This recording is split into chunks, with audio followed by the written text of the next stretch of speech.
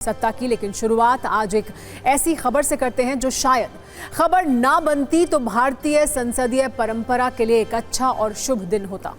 लेकिन संसद परिसर में जो हुआ, जिस तरह से सांसदों के बीच धक्का मुक्की हुई, 2 सांसदों का खून बहा, एक सांसद आईसीयू में भर्ती हो गए, उसे देखकर भारत के 140 करोड़ लोग ये सोचने पर विवश हो सकते हैं कि क्या सही लोग हमारे नीति निर्माता हैं। सत्ता में आज हमने इस पर एक विस्तृत कुंजी तैयार की है, जिससे आप समझ पाएंगे कि जहां संसद में चर्चा होनी थी, वहां धक्का मुक्की क्यों होने लगी।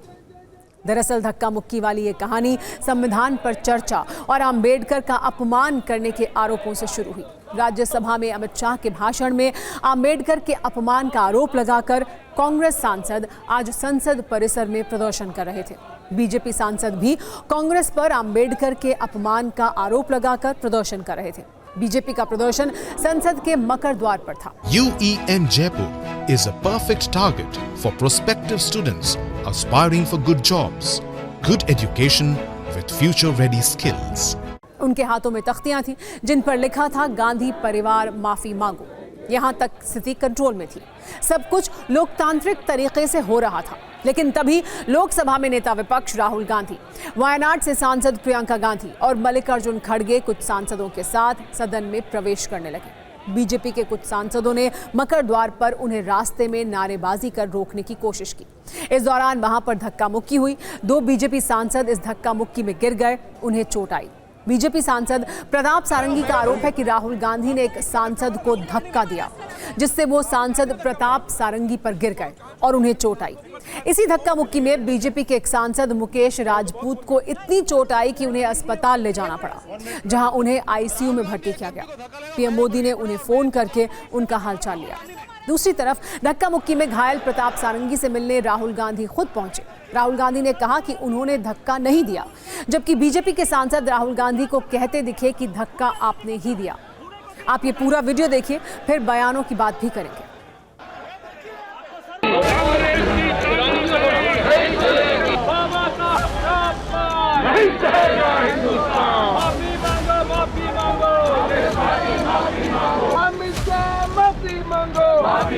माफी मांगो।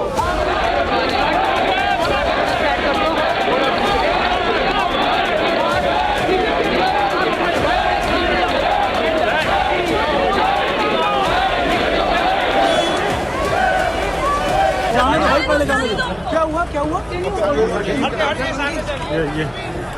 राहुल गांधी एक एमपी को धक्का लगा, मेरे ऊपर गिर पड़ा और मैं नीचे गिर गया। किसने धक्का मारा? राहुल गांधी ने।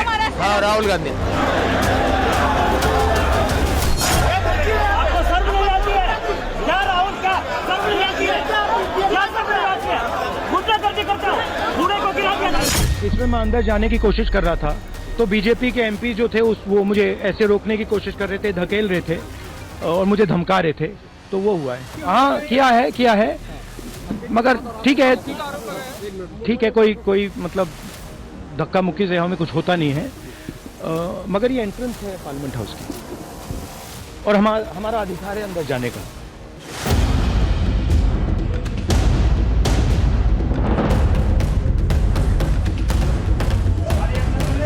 राहुल गांधी ने धक्का दिया। राहुल गांधी आगे चल रहे थे और पीछे राहुल गांधी के ही धक्के से हम लोग गिरे।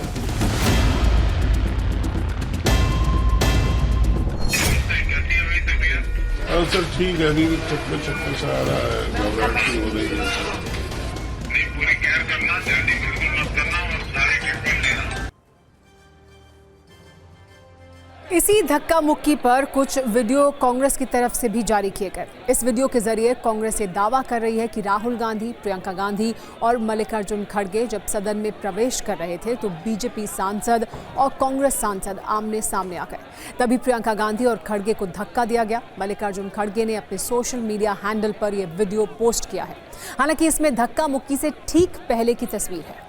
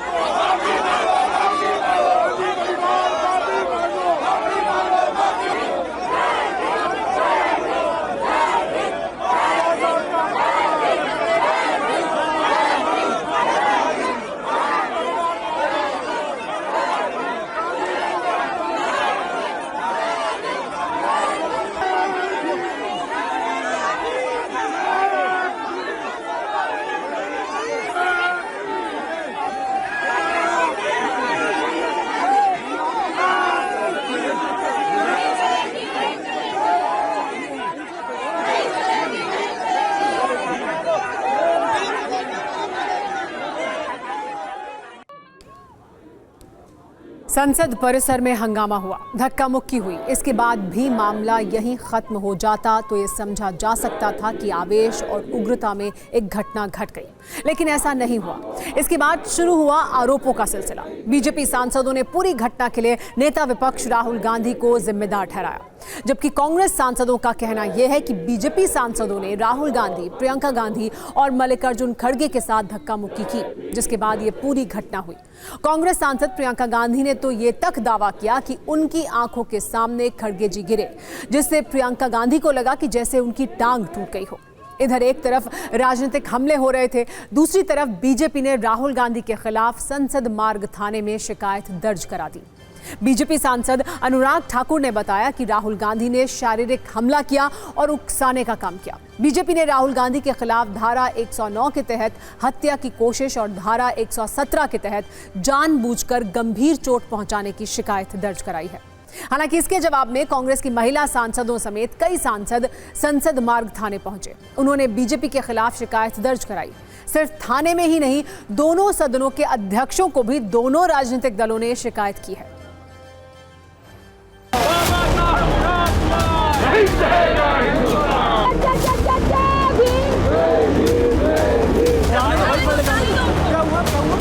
अगर सब लोग अपना ताकत दिखा करके मारपीट करने लग जाएंगे तो पार्लियामेंट कैसे चलेगा? वो नेता प्रतिपक्ष है, क्या कोई ऐसा धक्का बॉक्सिंग मार करके एमपीज के साथ व्यवहार करेंगे?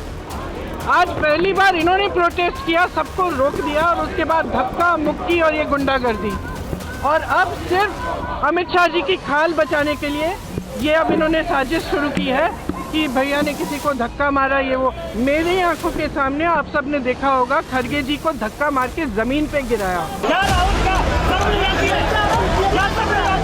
हमने श्रीमान राहुल गांधी जी के खिलाफ दिल्ली पुलिस में शिकायत दर्ज कराई है। उनके द्वारा शारीरिक हमला और उकसाने के लिए राहुल गांधी जी ने एक सोची समझी तरीके से जो रास्ता तय किया गया था उस पर नहीं गए, दल बल का प्रयोग किया, अपने साथी सांसदों को उकसाया। झूठे आरोप लगाना भारतीय जनता पार्टी के चरित्र में है।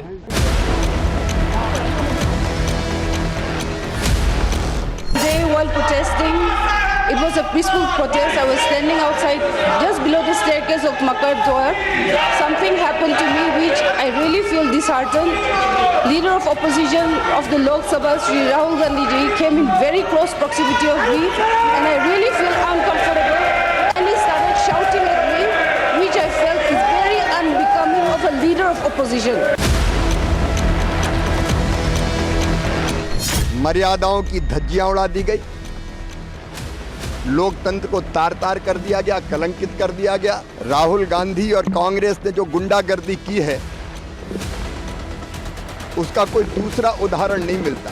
एक दलित नेता को परसों गाली दी गई है और आज दूसरे आज के जो सबसे बड़े नेता हैं उनको धक्का देकर गिराया गया। धक्का मुक्की, हंगामा और आरोपों के चक्र के बाद शाम करीब 4:30 बजे कांग्रेस की तरफ से एक बड़ी प्रेस कॉन्फ्रेंस हुई। इसमें कांग्रेस अध्यक्ष मल्लिकार्जुन खड़गे और लोकसभा में नेता विपक्ष राहुल गांधी मौजूद थे। राहुल गांधी संविधान की प्रति लेकर आए थे। सबसे पहले उन्होंने टेबल पर संविधान रखा, फिर प्रेस कॉन्फ्रेंस शुरू की। दोनों नेताओं ने पूरे घटनाक्रम पर अपना पक्ष रखा और कहा कि संसद की सीसीटीवी फुटेज से सच सामने आएगा। दोनों नेताओं ने यह भी दावा किया कि ये सिर्फ अंबेडकर के अपमान के मुद्दे को भटकाने की कोशिश है। राहुल गांधी ने यह भी कहा कि यह विवाद अडानी से शुरू हुआ, बीजेपी नहीं चाहती कि अडानी पर चर्चा हो। राहुल गांधी की प्रेस कॉन्फ्रेंस के खत्म होने के तुरंत बाद बीजेपी की तरफ से भी एक प्रेस कॉन्फ्रेंस की गई। बीजेपी की तरफ से शिवराज सिंह चौहान ने मोर्चा संभाला। उन्होंने आरोप लगाया कि राहुल गांधी ने लोकतांत्रिक मर्यादाओं को कुचला है। राहुल गांधी का आचरण किसी भी नजरिए से भारतीय नहीं है। और राहुल गांधी जी ने प्रेस कॉन्फ्रेंस, इन्होंने अंबेडकर जी का अपमान किया है, उसकी अपॉलॉजी होनी चाहिए और रिजाइन करना चाहिए होम मिनिस्टर को। और जो मेन मुद्दा है जिसको ये मिटाना चाह रहे हैं, घुमाना चाह रहे हैं, मेन मुद्दा है कि नरेंद्र मोदी जी के मित्र अडानी जी के खिलाफ यूनाइटेड स्टेट्स में केस है, उनको वहां इंडाइट किया गया है और अदानी जी को नरेंद्र मोदी जी हिंदुस्तान बेच रहे हैं। कांग्रेस के अध्यक्ष खड़गे जी ने और राहुल गांधी जी ने प्रेस कॉन्फ्रेंस की थी। हम सोच रहे थे कि वो संसद में उनके द्वारा किए गए कुकृत्य की, पाप की क्षमा मांगेंगे। मुझे तो समझ में नहीं आया कि उन्हें प्रेस की क्यों। उस प्रेस से भी उनका अहंकार झलक रहा था। जो शाह ने कहा ये गलत है, वो माफी मांगना, ये इनका मंशा है कि इशू को डाइवर्ट करने के लिए वो दूसरे मुद्दे उठा रहे। बहुत ही दुर्भाग्यपूर्ण है और मैं समझता हूं कि स्वस्थ लोकतांत्रिक व्यवस्था में इस प्रकार की घटनाएं जो होती हैं ये बहुत ही दुर्भाग्यपूर्ण है और इसकी जितनी भी निंदा की जाए वह कम है। इस सबके बीच TV9 भारतवर्ष ने राहुल गांधी से पूछा कि जब संसद भवन के चप्पे चप्पे पर सीसीटीवी कैमरे लगे हुए हैं तो क्या विपक्ष सीसीटीवी फुटेज जारी करने की मांग करेगा। इस पर राहुल गांधी का जवाब था कि वो फौरन सीसीटीवी फुटेज जारी कर दें, सारा सच सामने आ जाएगा, सबको सच का पता चल जाएगा।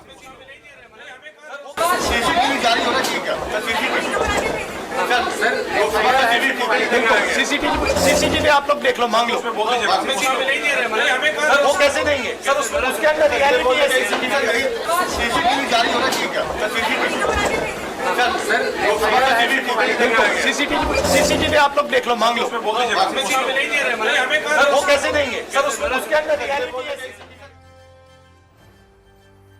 जिस संविधान दिवस की 75वीं वर्षगांठ पर संसद के दोनों सदनों में 2 दिनों तक चर्चा हुई, उसी संविधान के अनुच्छेद 79 में भारतीय संसद को भारतवर्ष का सर्वोच्च विधायी निकाय और सांसदों को नीति निर्माता बताया गया है। लेकिन 2 वर्ष 11 महीने और 18 दिन लगाकर संविधान लिखने वाले 299 सदस्य आज अगर संसद परिसर के बाहर धक्का मुक्की और मारपीट की तस्वीर देखते तो उन्हें बहुत दुख होता। संविधान निर्माता सोचते जरूर कि जिस संसद में चर्चा होनी चाहिए वहां ये क्या हो रहा है। शायद ऐसे ही दृश्यों के लिए प्रसिद्ध व्यंग्यकार हरिशंकर परसाई ने कहा था कि विचार जब लुप्त हो जाता है या विचार प्रकट करने में बाधा होती है या किसी के विरोध से भय लगने लगता है, तब तर्क का स्थान हुल्लड़ या गुंडागर्दी ले लेती है। बाबा साहेब भीमराव अंबेडकर पर बीजेपी बनाम कांग्रेस की राजनीति आज कूटने वाली नीति तक पहुंच गई। सोचिए अगर अंबेडकर आज खुद होते तो क्या सोचते। वैसे बाबा साहेब खुद तो जीवित नहीं है, लेकिन आज उनके आर्टिफिशियल इंटेलिजेंस यानी उनके अवतार की खूब चर्चा हो रही है। वो आज AI के जरिए प्रकट होकर दिल्ली के पूर्व CM अरविंद केजरीवाल को आशीर्वाद दे रहे हैं। आज आम आदमी पार्टी ने सोशल मीडिया पर एक वीडियो पोस्ट किया। ये अरविंद केजरीवाल और बाबा साहेब आम्बेडकर का AI से जनरेट किया गया वीडियो है, जिसमें अरविंद केजरीवाल बाबा साहेब आम्बेडकर से कहते हैं कि वो उन्हें संविधान का अपमान करने वालों से लड़ने की शक्ति नहीं। इसके बाद बाबा साहेब उनके सिर पर कई बार हाथ फेंककर उन्हें आशीर्वाद देते हैं। इसे आप आधुनिक राजनीति का AI आशीर्वाद भी कह सकते हैं, क्योंकि इसमें आशीर्वाद के पीछे AI की पावर है।